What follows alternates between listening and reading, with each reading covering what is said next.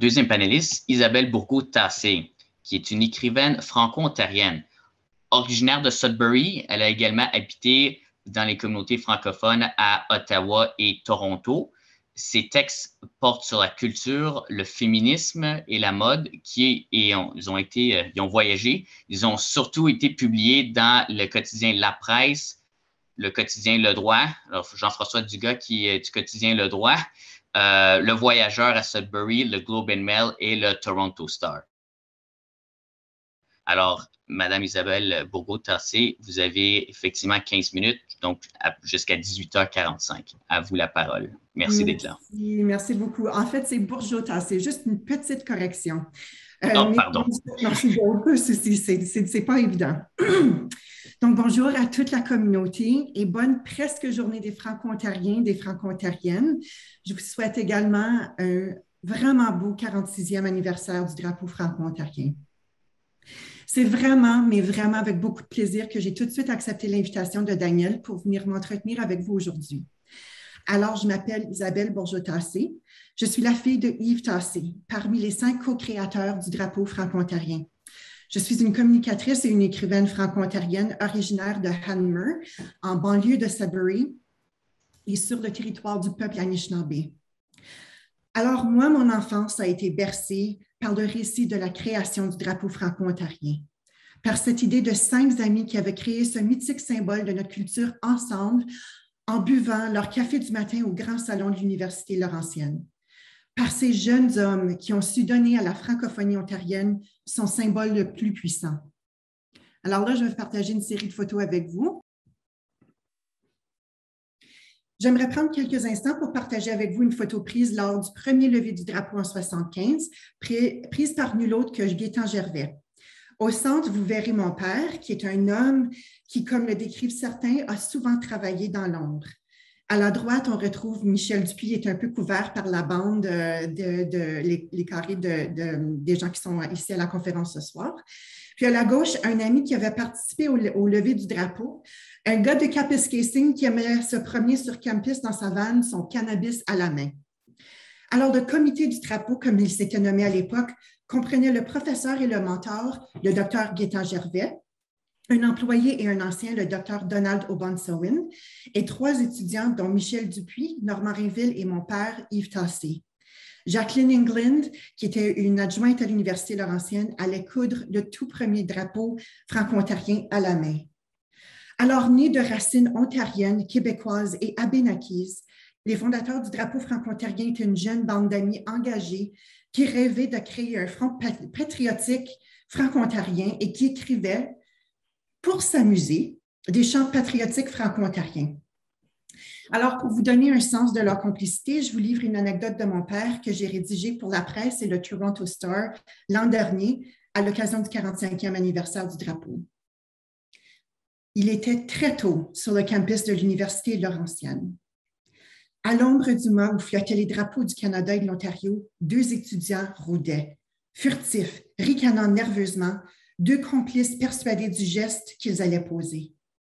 Michel Dupuis et Yves Tassé n'attendaient que le garde de sécurité finisse sa tournée avant de hisser un drapeau alors inconnu sur le mât. Orné d'un trait vert et d'une fleur de lis blanche, le drapeau franco-ontarien, qui serait un jour le symbole le plus emblématique de l'Ontario français, flotta pour 1 heure avant d'être descendu. Alors, mon père et Donald Obonsawin, avec qui je m'entretiens avec régularité, me parlent aussi beaucoup d'un fait particulier. Alors, à l'époque, les concepteurs du drapeau franco-ontarien avaient convenu de garder l'anonymat. Alors ici, je vous présente des photos de couverture de presse du 30e anniversaire du drapeau. Ça vient du Voyageur et puis du Northern Life qui font mention des levées du drapeau à Sudbury, auxquelles avaient participé mon père et Gaétan Gervais. Mais je reviens à la question. Pourquoi garder l'anonymat? Parce que, rêvaient ces jeunes fondateurs, ce drapeau appartiendrait un jour à tout l'Ontario français. Et c'est bien ce qui s'est produit au fil du dernier 46 ans. L'Ontario français a fait de ce drapeau un fer de lance. Désormais mythique, il occupe une place particulière dans l'imaginaire des Franco-Ontariens. Je tenais également à partager ce témoignage de mon père accordé aux voyageurs à la veille du 30e anniversaire du drapeau. Mon père avait raconté aux voyageurs l'histoire du jour où Michel Dupuis était venu le voir à l'église Sainte-Anne, où il dépouillait les archives. Michel était venu au centre-ville, dans un coin très dur de la ville, avec Gaétan pour se procurer un tissu très fin dans une petite boutique située entre un commerce d'articles religieux et un hôtel miteux du centre-ville de Sudbury.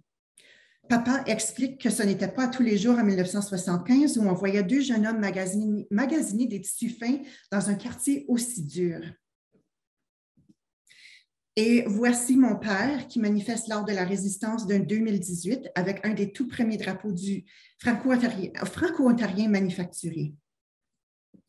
Tout récemment, le drapeau franco-ontarien a fait des manifs historiques de la résistance de l'automne 2018 une véritable marée de vert et de blanc, autant dans la rue que sur les réseaux sociaux.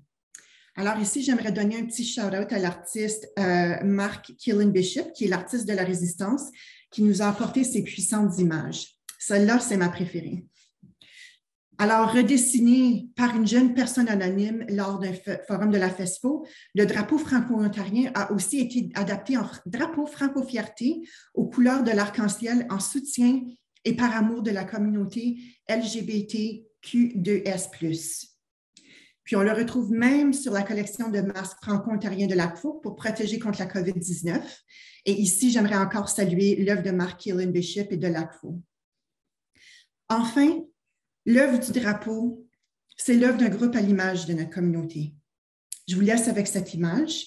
C'est ma sœur Émilie, en compagnie de sa fille, ma nièce Adelaine, à 6 mois, qui a manifesté lors de la résistance de 2018, ainsi qu'une photo d'Adelaine à l'âge de 2 ans qui tient le drapeau dont elle héritera un jour, drapeau que j'ai ici avec moi, je peux vous le montrer après. Je vous laisse également avec ces paroles léguées par mon père à l'occasion du 45e. Le drapeau n'appartient plus aux créateurs, mais à la communauté franco-ontarienne. Il revient à eux de faire vivre et prospérer notre drapeau. Le symbole qu'incarne le drapeau franco-ontarien, c'est l'esprit de nos collectivités, de nos voix qui s'élèvent en chœur pour assurer l'avenir prometteur de nos communautés. Alors, merci beaucoup. Merci beaucoup, Madame Bourgeault-Tassé. Présentation extrêmement émotive. Et comme disait Daniel en introduction, on connaît un peu les grandes lignes de l'histoire de la création du drapeau franco-ontarien, ou plutôt de son hissement. Mais vous avez vraiment eu les coulisses de l'intérieur, des témoignages absolument exclusifs. Et on peut voir que la communauté se l'est vraiment approprié. Dernier exemple en titre, c'est effectivement les grandes manifestations qu'il y a eu le 1er décembre 2018. On dit les plus grandes manifestations de l'histoire de l'Ontario français. C'était assez magique de voir aux 4 coins de la province des drapeaux franco-ontariens partout. Il n'y a jamais eu une marée autant de vert et de blanc là-dessus. Très, très intéressant. Merci.